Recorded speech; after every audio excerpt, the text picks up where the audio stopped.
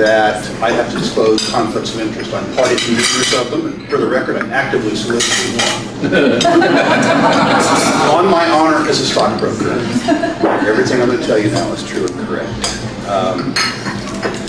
The first thing I'd like to do is comment on something that Olivier said with regards to promotions. Promotion is cost of capital. That's what it's about.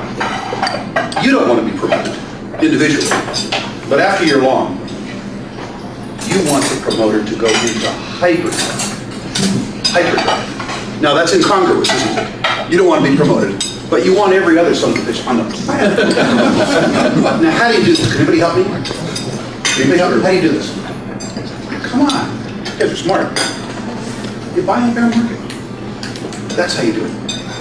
A promoter can do all the hyperdrive he wants to, and he or she can't nail you in fair market. But when the market turns, and there's a market for the message, then a promoter lowers your cost of capital, sometimes to simply preposterous standards, of course, what you want. So I want to leave you with those two things. With regards to conflicts of interest, yes, I have at least an indirect conflict of interest in both of the Mears companies through Marin. And with regards to promotion, it's only a dirty word before you bought. Afterwards, it's a blessing. So for those of you who haven't yet bought the Mears company, before he gets into hyperdrive, now, the other thing I want to talk about is the nature of my conflict. Before I pick on Amir, I'm going to pick on Marin a little bit. I met Marin, I don't know, 10 years ago or something like that. I don't know how well you know Marin. Think of a ferret on steroids. I prefer a tiger. That's when you're old and fat like me, Marin. A guy who is through every brokerage firm, every mine, every bar. We'll forget the other places. Just, unbelievable hard worker. So at one point in time, and Marin's really good at hustling old fat rich guys like me. So at one point in time, Marin comes up and he says, listen, how can we do business together? Can I do this? Can I do that? I said, Marin, I can do all that shit. Right? Like, what do I need to pay you to do that for? When I'm older and more experienced, I have a better Rolex, I can do better computer. And so he did something very smart. He says, okay, those are my 97 ideas. Do you have an idea? What can I do? I said, yeah, I do, as a matter of fact. Here's what you can do for me. I got rich when I was a young guy, just like you, an insecure hustler. An insecure hustler. I got rich because I hustled Adolph Lundy. And I met Ross Beatty, and I met Clyde Johnson, and I met all these guys who became superstars. And I can't do it anymore. I got too much baggage, right? I'm too busy with these old guys making dough to find the new guys. What you can do for me is what I can't do. You can go out and do what you do best. You can go find me the next Ross Beatty, because I can't see past the current Ross Beatty who makes me too much money to go find the next Ross Beatty. So we started this, I don't even know the name, KCR's legal partnership. KCR, yeah. KCR. Yeah. So I wrote Marin a check. I give good harumph. He does all the work, really. I provide adult supervision. That's problematic. At any rate, Marin goes around, he starts introducing me to these young people. And, I had met Amir before because I was a client of Amir's in his computer business. I don't know if you remember that, Amir, but we were clients of yours. And so he brings Amir among other people. And that was sort of the thing.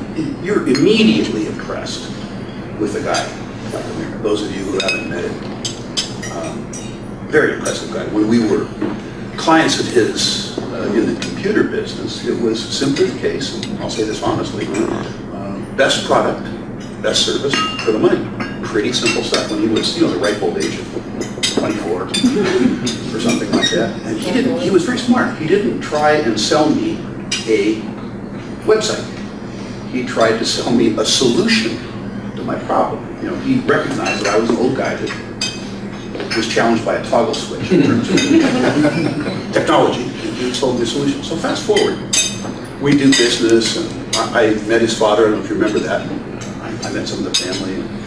Amir is going to go into the uranium business. And I don't know if you guys remember the uranium boom. But it was a really strange situation where the price of the stuff went from where everybody should care about it, $10 a pound, to $130 a pound where nobody should care about it. And 500 people crowded into the business. Most of them couldn't spell uranium. And Amir was one of those. Out of those 500 that tried, 6 that I know of succeeded. Now that's sort of a leavener, isn't it? If you think of that, at the top of the funnel there's 500, coming out the bottom of the funnel there's 6. Now how much luck do you think went into that? I think 0. But I'll tell you something else. Amir's going to hate me for this. This is not politically correct, but neither am I. How many people are from San Antonio? Here. Okay, how many people are from South Texas? Here. None of you? Well, I worked down here. Oh, you are, okay.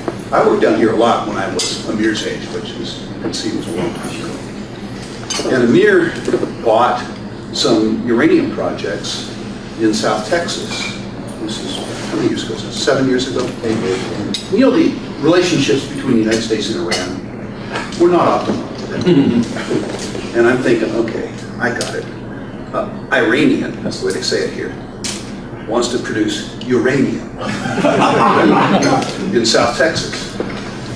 I'm thinking about these county courthouses, like in Butte County, in the Beeville, Texas, where they have these big live oak trees, these ones, and I'm thinking about Amir's neck getting and longer and longer. And the truth is, all these rednecks that I grew up with, who I figure are going to stretch his neck, love it. And 2 things happened. 500 people started, 6 people succeeded, and an Iranian is producing uranium in South Texas. Now, as implausible as that story is, you got to listen. This is the guy who did it.